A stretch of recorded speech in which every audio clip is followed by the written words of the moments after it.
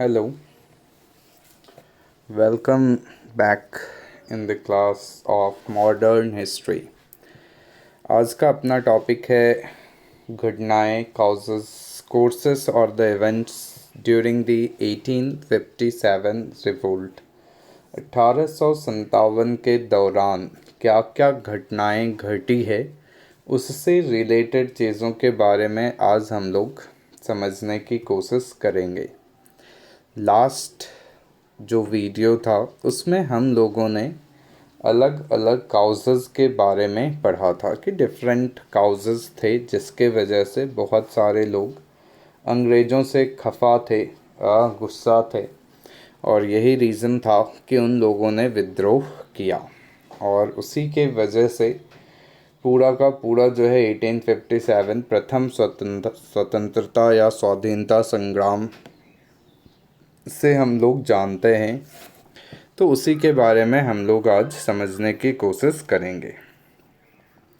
तो सबसे पहली जो घटना हम लोगों के समझ में आता है वो हम लोगों ने पढ़ा था एनफील्ड राइफ़ल के बारे में। किसके बारे में पढ़ा था? तो एनफील्ड राइफ़ल्स।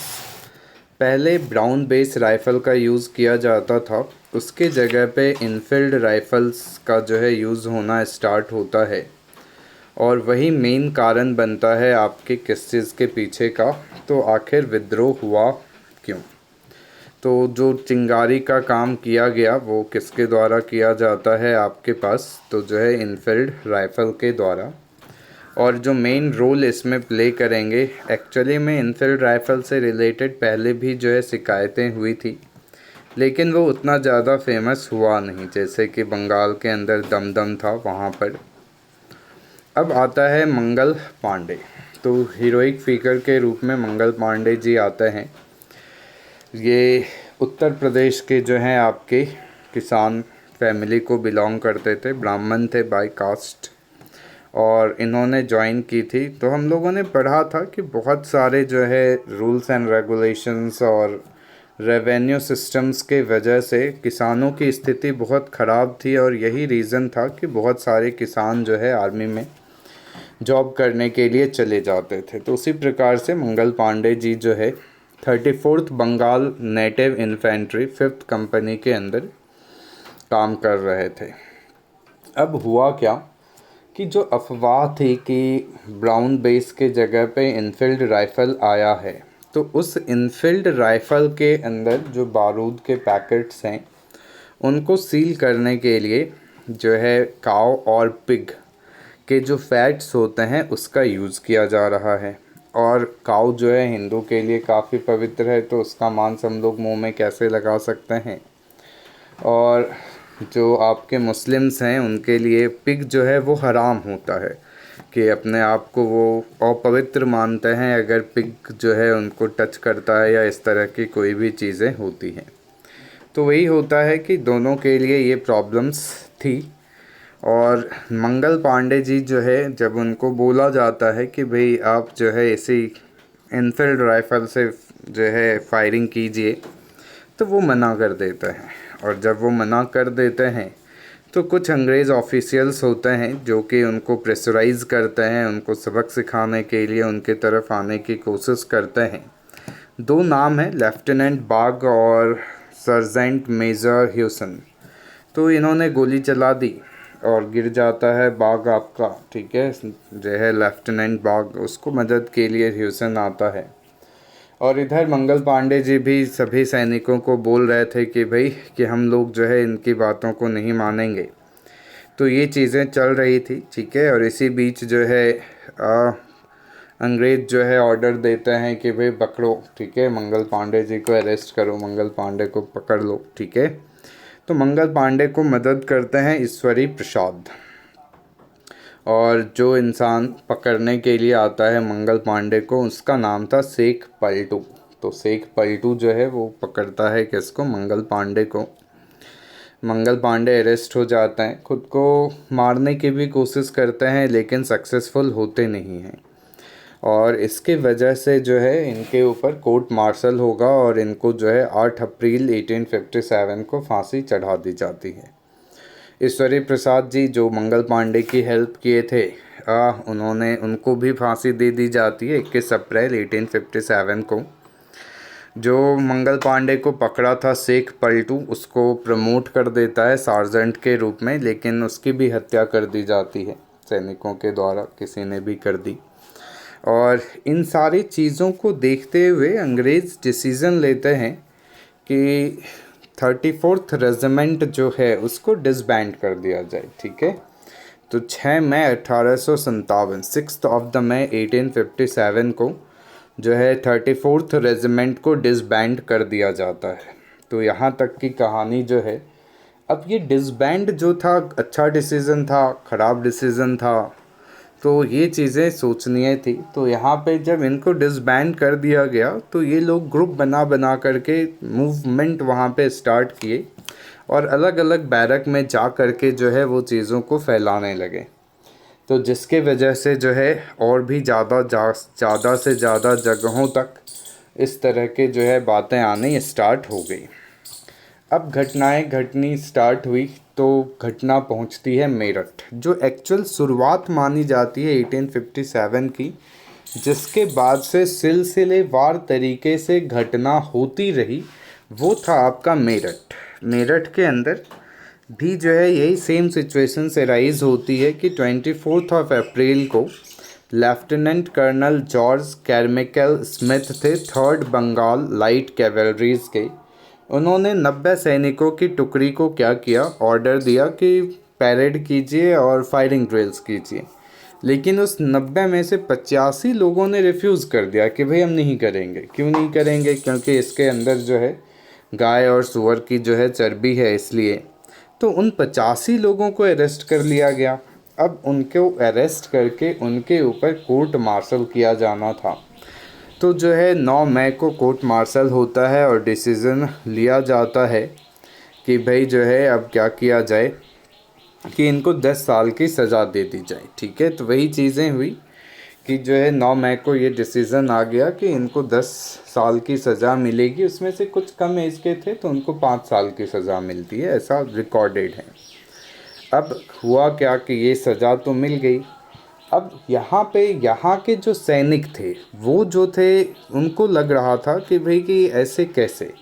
तो मिलिट्री कैंटोनमेंट था वहाँ पे 2357 इंडियन सिपाही थे और 2038 ब्रिटिश सोल्जर्स थे और 12 जो है ब्रिटिश मैन्ड गन्स थे। ठीक है, गनमैन थे। ठीक है, तो इस तरीके से चीज़ें थी वहाँ पे। तो जो इंडियन सोल्जर्स थे उन्होंने रिवोल्ट कर दिया और अपने जो 85 साथी थे, सैनिक थे, उनको छुड़ा लिया।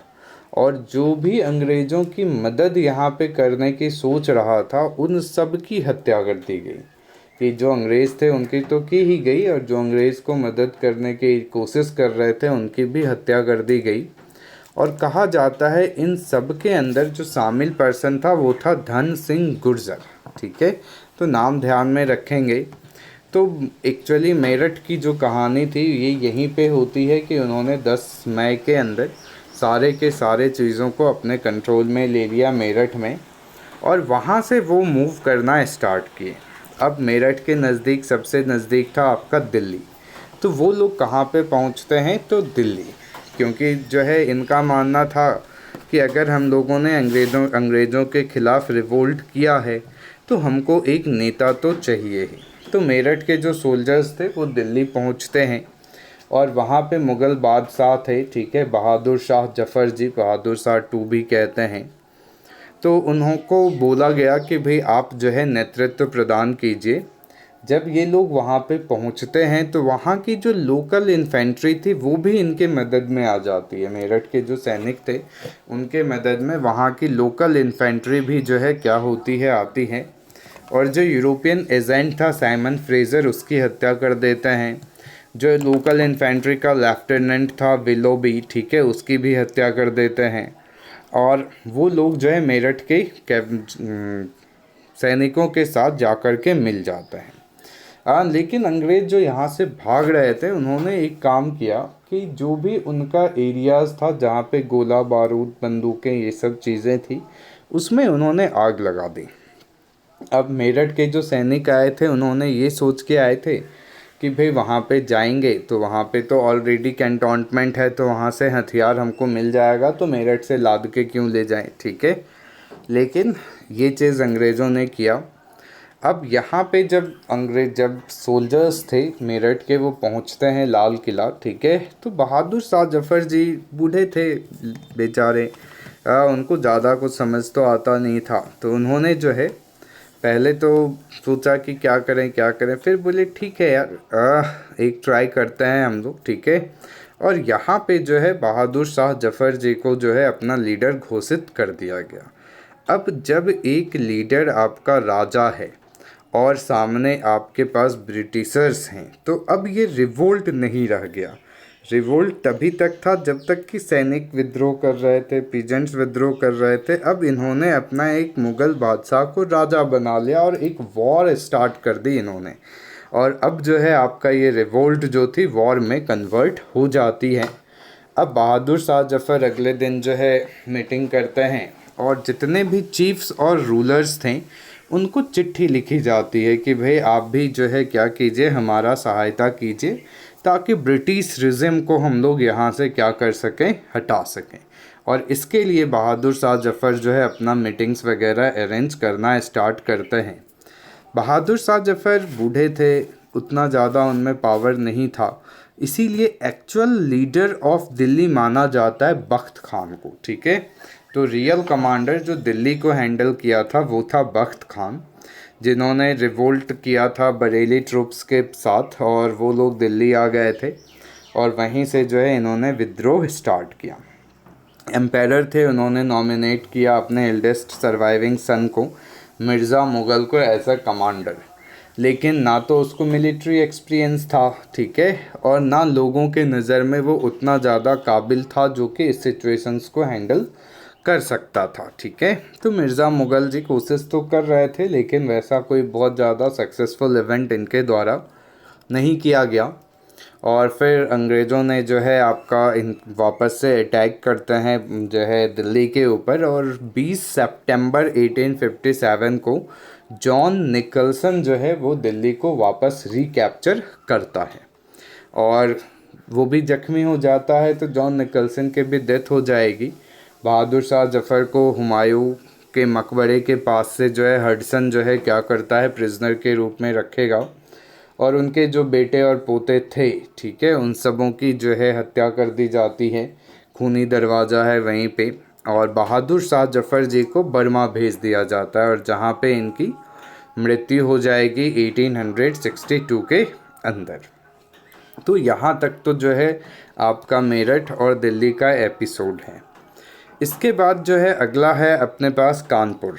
कानपुर के अंदर नाना साहब जी थे, जो कि एडॉप्टेड सन थे आपके पेशवा बाजीराव टू के। इनको भी जो है पेंशन वगैरह देने से अंग्रेज़ों ने मना कर दिया था, तो इन्होंने भी विद्रोह वहाँ पे स्टार्ट कर दिया, और कानपुर से अंग्रेज़ों को इन्होंने भगा दिया और ख़ुद को वहाँ पे पेशवा घोषित किया, और बहादुर शाह को जो है वहाँ का एम्पायर घोषित कर दिया पूरे हिंदुस्तान का।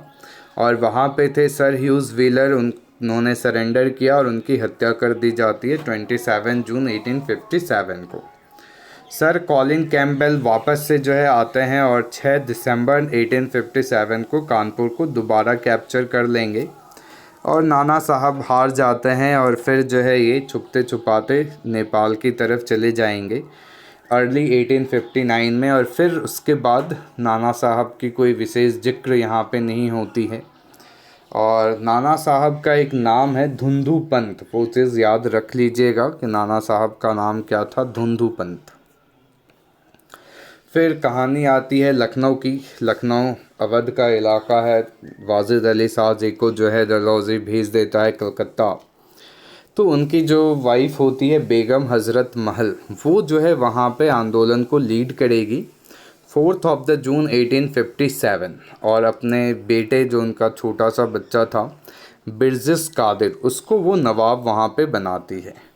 और वहाँ पे हेनरी लॉरेंस थे जिनकी हत्या कर दी जाएगी इंडियन सिपाहियों के द्वारा। फिर हेनरी हैवलॉक और सर जेम्स आउटरैम, ये दोनों कोशिश करते हैं लखनऊ को दोबारा जीतने की, लेकिन वो भी नाकाम रहते हैं। फिर सर कॉलिन कैम्पबेल आएंगे गोरखा रेजिमेंट के साथ, और गोरखा रेजिमेंट के मदद से उन्होंने वहाँ पे यूरोपियंस को बाहर निकाला और फिर मार्च 1858 में लखनऊ को वापस रिकैप्चर किया जाता है कॉलिन कैंपबेल के द्वारा। और बेगम हज़रत महल भी नेपाल चली जाती हैं। तो ये जो है नाना साहब और बेगम हज़रत महल का अपना नेपाल यात्रा रहा। ठीक है, इसके बाद फिर हम लोग बात करते हैं बरेली की। बरेली के अंदर थे आपके खान बहादुर, जो कि रोहिलखंड के शासक के ही जो है वंशज माने जाते हैं। कहा जाता है कि इन्होंने भी 40,000 आर्मी जो है जमा करी थी और अंग्रेज़ों को काफ़ी जो है मुश्किल का सामना करना पड़ा था बरेली के अंदर भी। ये भी नेपाल चले जाते हैं। ठीक है, लेकिन नेपालीज़ जो थे उन्होंने इसको कैप्चर करके अंग्रेज़ को हैंड ओवर कर दिया। ठीक है, और 1860 में 24 फरवरी को खान बहादुर जी को जो है फांसी की सज़ा दे दी जाएगी। बिहार के अंदर कुंवर सिंह जी थे जगदीशपुर के। इनके बारे में डिटेल से हम लोग आज पढ़ेंगे। ठीक है, बिहार के स्पेशल सेक्शंस के अंदर इन्होंने आरा में इन्होंने नाना साहब के साथ भी कानपुर की लड़ाई करी, जो है लखनऊ गए, वहाँ से जो है इनको जो है सम्मान दिया गया। ठीक है, ये सारी चीज़ें हम लोग पढ़ेंगे। बिहार के अंदर याद रखेंगे कुंवर सिंह। अब आता है फैज़ाबाद। फैज़ाबाद के अंदर एक मौलवी हुआ करते थे जिनका नाम था अहमदुल्ला। ये थे साउथ इंडिया के मद्रास के, लेकिन काफ़ी ज़्यादा फेमस थे आपके अवध प्रांत के अंदर। और इनको lighthouse of rebellion in Awadh region कहा गया था, मौलवी अहमदुल्ला को। और डंका साहब भी इनका उपनाम था कि जब भी ये अपने जो है जब पालकी से जाते थे तो सामने की तरफ से जो है 2-4 लोग डंका बजाते रहते थे। अब कहा जाता है कि अहमदुल्ला को अंग्रेज़ों ने धोखे से पकड़ लिया था, बुलाया था बात करने के लिए, लेकिन इनको अरेस्ट कर लिया गया। और जिस समय 1857 का रिवोल्ट हुआ उस समय ये पटना में थे अरेस्टेड। जब पटना में विद्रोह हुआ तो विद्रोहियों ने इनको वहाँ से छुड़ा लिया और वहाँ पे फिर ये चले जाते हैं हज़रत महल के पास लखनऊ और काफ़ी ज़्यादा मदद करते हैं अहमदुल्ला जो है हज़रत महल की। ठीक है, और मतलब ये इतने ज़्यादा नोटोरियस थे कि 50,000 चांदी के सिक्के का अवार्ड इनके अरेस्ट पे रखा हुआ था। काफ़ी बहादुर थे, बहुत सारे अंग्रेज़ों ने इनकी बहुत तारीफ़ें की है। लेकिन किंग ऑफ पवाया थे राजा जगन्नाथ सिंह, उन्होंने उनकी मदद के लिए ये जा रहे थे, मतलब उनसे मदद लेने के लिए अहमदुल्ला, लेकिन धोखे से जो है इनको अरेस्ट कर लिया जाता है, हाथी से टक्कर मरवा करके इनकी हत्या कर दी जाती है। और फिर इनका जो है सर काट करके जो है मजिस्ट्रेट के सामने पेश करता है राजा जगन्नाथ सिंह का भाई। तो काफ़ी महान थे, बहादुर थे, लेकिन इनका भी जो है कुछ खास रहा नहीं। Jhansi one of the best place जो था आपका झांसी का था और यहाँ की रानी थी लक्ष्मीबाई। ठीक है, गंगाधर राव जी थे जिनकी मृत्यु हो जाएगी विदाउट एनी नेचुरल हेयर।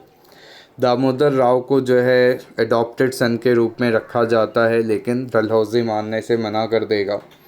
रानी को बोला जाता है कि आप अपना पैलेस खाली कर दीजिए। रानी बोलती है कि नहीं भाई, पैलेस तो हम नहीं खाली करेंगे। ठीक है, और फिर वहाँ पे जब विद्रोह की बात आएगी तो इन्होंने भी विद्रोह स्टार्ट कर दिया। ठीक है, इनकी मदद के लिए तात्या टोपे थे। ठीक है, तात्या टोपे जो है आत्मा रामचंद्र पांडुरंग इनका नाम था, ध्यान रखेंगे। तो यहाँ पे जो है काफ़ी बहादुरी से रानी लड़ रही थी, लेकिन इन्हीं का एक मंत्री था दुल्हाजू, जिसने धोखा दिया रानी को और पीछे का दरवाज़ा जा कर के खोल दिया और पीछे से झांसी के अंदर जो है अंग्रेज़ों की सेना आ गई। ठीक है, जिसके वजह से जो है इनको हार का सामना करना पड़ा वहाँ पे। झवेर भाई पटेल जो सरदार पटेल के पिताजी हैं, वो भी जो है झांसी के तरफ से लड़े थे। अब तात्या टोपे और झांसी की रानी लक्ष्मीबाई मूव करती है ग्वालियर की तरफ। ग्वालियर को इन्होंने कैप्चर कर लिया और वहाँ के सैनिक भी जो है बहुत सारे इनके साथ में आ गए, लेकिन बहुत सारे सैनिक जो सिंधिया के सपोर्ट में थे और सिंधिया जो थे उन्होंने सपोर्ट कर दिया ब्रिटिश को। तो इसके वजह से जो है क्या होता है कि जो है ब्रिटिशर्स वहाँ पे जो है वापस से जो है अटैक करेंगे और उसके वजह से ग्वालियर इनके हाथ से चला जाता है और ग्वालियर पे वापस से अंग्रेज़ का कैप्चर हो जाएगा। बैटलफील्ड में ही रानी की डेथ होती है। ठीक है, झांसी की रानी लक्ष्मीबाई की किसके साथ लड़ते हुए, सर ह्यूज रोज़ करके थे, उन्होंने जो है लड़ाई हुई और उन्होंने मरने के बाद झांसी की रानी लक्ष्मीबाई का काफ़ी सम्मान किया। कि वो बताते हैं कि वो बोलते हैं हेयर ले the woman who was the only man among the rebels, ठीक है, कि जो है इतने सारे जो है रिबेलियंस थे, विद्रोही थे, लेकिन उसमें सबसे जो है महान जो था वो थी जो है रानी लक्ष्मीबाई। तो इनके बारे में भी याद रखेंगे हम लोग। बागपत का एक घटना है आपके पास, शाहमल थे एक लोकल विलेजर्स जिन्होंने कुछ लोकल लोगों को ऑर्गेनाइज़ किया था। कहा जाता है 84 गांव के लोगों को इन्होंने ऑर्गेनाइज़ किया था टू हेल्प द रिबेलियंस, ठीक है, कि जो है विद्रोही जो थे उनकी मदद के लिए। और जो दिल्ली के अंदर मिटेनियर्स थे, ठीक है, उनको सप्लाई प्रोवाइड कराना, या फिर जो अंग्रेज़ कोशिश कर रहे थे आगरा वागरा जाकर के कुछ मदद लेके आए तो उनको रास्ते में ही ख़त्म करना, ये सब काम जो है शाहमल जी कर रहे थे। और इन्होंने काफ़ी ज़्यादा जो है हिम्मत दिखाई, लेकिन अंग्रेज़ ऑफिसर था डनलप जिसके द्वारा इनकी हत्या कर दी जाती है जुलाई 1857 के अंदर।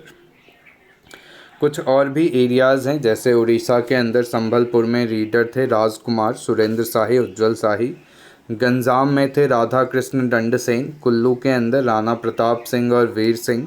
असम के अंदर दीवान मनीराम दत्त जो थे उन्होंने जो है कंदपेश्वर सिंह को राजा बनाते हैं। पंजाब के अंदर थे अजनाला। पंजाब में तो मैक्सिमम सपोर्ट नहीं मिला था, लेकिन अजनाला में वज़ीर खान जो है रिबेलियंस को सपोर्ट कर रहे थे। मंदसौर के अंदर शहज़ादा हुमायूं। रायपुर में नारायण सिंह विद्रोह के विद्रोही को जो है सपोर्ट कर रहे थे। हरियाणा में राव तुलाराम, मथुरा देवी सिंह। मेरठ में कदम सिंह, सुल्तानपुर अहमद शहीद हसन। गोरखपुर के अंदर गजाधर सिंह थे। फर्रुखाबाद में नवाब तफजुल हुसैन थे। सागर में शेख रमज़ान, हरियाणा तो पढ़ चुके, राव तुलाराम। गढ़ मंडला के अंदर शंकर शाह और राजा ठाकुर प्रसाद। तो ये सब नाम ज़रूर ध्यान में रख लेंगे हम लोग। अब बहुत सारे जो राइटर्स हुए, चाहे वो इंडियंस हों या ब्रिटिशर्स हों, उन्होंने 1857 के रिवोल्ट को अलग अलग नज़रिए से देखा। जैसे सर जॉन लॉरेंस और सीले हैं, वो बताते हैं कि ये कम्प्लीटली सिपाही म्यूटिनी थी, कि सिपाहियों का ही विद्रोह ये था। मिस्टर के हैं, वो कहते हैं कि ये फ्यूडलिस्टिक प्रोसीजर था, ठीक है, सामंतवाद का जो है सिस्टम था ये। आरसी मजूमदार जी कहते हैं 1857 was not a freedom struggle, कोई फ्रीडम नहीं था ये, ठीक है। ईश्वरी प्रसाद कहते हैं नहीं भी फ्रीडम स्ट्रगल था। रामविलास शर्मा कहते हैं ये जन क्रांति थी, पीपल रिवॉल्यूशन था। Benjamin Disraeli, it was national revolt, राष्ट्रवादियों का ये जो है विद्रोह था। एल.आर. रीज हैं, वो कहते हैं ये रिलीजियस वॉर था against the Christian. TR. Holmes हैं जो कहते हैं कि ये सिविलाइज्ड और अनसिविलाइज्ड के बीच का स्ट्रगल है। सावरकर जी हैं, वो कहते हैं नहीं भाई ये तो फ्रीडम स्ट्रगल था, ये हमारा प्रथम स्वतंत्रता संग्राम था। कुछ किताबें लिखी गई है अलग अलग लोगों के द्वारा, जैसे अस्वाब बगावत हिंद 1857 को एक्सप्लेन करता है, लिखा गया है सर सैयद अहमद खान जी के द्वारा। War of Indian independence VD. Savarkar लिखे हैं किताब। ग्रेट रिबेलियन अशोक मेहता जी के द्वारा लिखा गया है। सिपाही mutiny and revolt of 1857 RC. Majumdar लिखे हैं। 1857 सुरेंद्र नाथ सेन। अब कई बार क्वेश्चंस पूछा जाता है कि जो है जिस समय 1857 का रिवोल्ट हुआ था उस समय क्वीन कौन थी, तो क्वीन थी Victoria. Prime minister of Britain कौन थे, तो पाल्मस्टन। गवर्नर ऑफ इंडिया उस समय थे लॉर्ड कैनिंग। और गवर्नमेंट हिस्टोरियन के रूप में जिनको काम दिया गया था कि आप इसके बारे में लिखिए, वो थे सुरेंद्र नाथ सेन। कल हम लोग इसके इम्पैक्ट्स और कुछ और फैक्ट्स के बारे में पढ़ेंगे और कल ये टॉपिक अपना ख़त्म हो जाएगा। Thank you.